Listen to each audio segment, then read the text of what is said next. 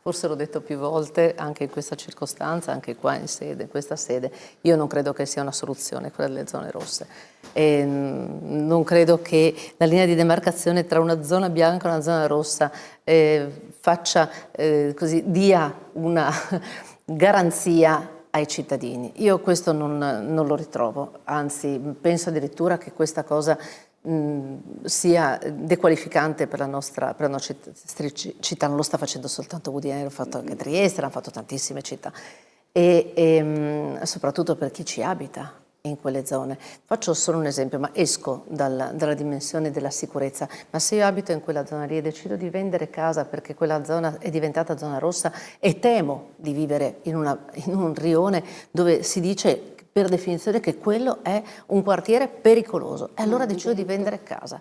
Quella casa a chi la vendo? No, no, no, noi siamo un'isola felice alle porte della zona collinare, siamo il secondo comune più fruttifero a livello di reddito, quindi la gente ha piacere di venire ad abitare a Pagnacco.